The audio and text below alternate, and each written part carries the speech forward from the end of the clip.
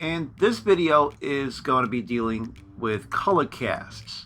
And color casts aren't necessarily evil. Sometimes it's just deliberate. Some people just put up these lighting situations where they deliberately want that tint on the skin.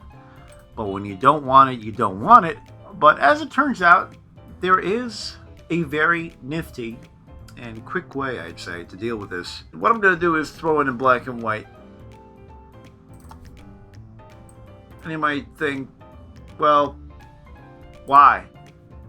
And, this could be a potential fix, actually. It's just like, no color cast to deal with, nothing. And, it's clean, but I really want this to be a colored footage.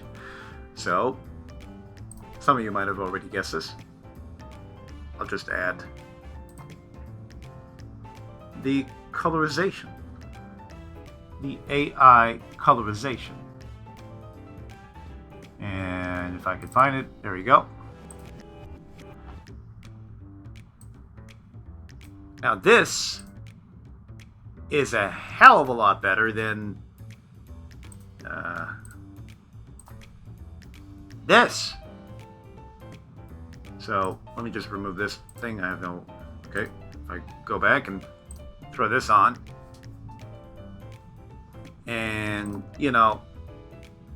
I could just color correct over this if I want to, but color correcting with the AI module is a pain in the butt. So what I'd like to do is not render, but render to track, just so I can cut corners. I got a portrait ready for. I got a template ready for portraits. I'm gonna call this Saxo.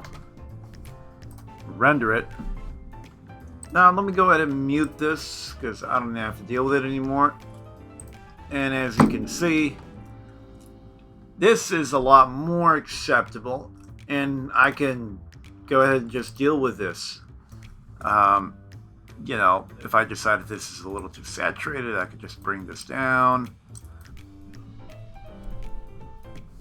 So one thing worth noting is that this fix is pretty efficient with most of your color cast situations, unless there's a lot of light sources that are blinking in and out. So if you have a lot of strobe lighting happening in the background, the AI is going to have a hard time deciding what's going to happen. So just bear in mind that this is not a bulletproof fix, but it is the one fix that you can certainly work with.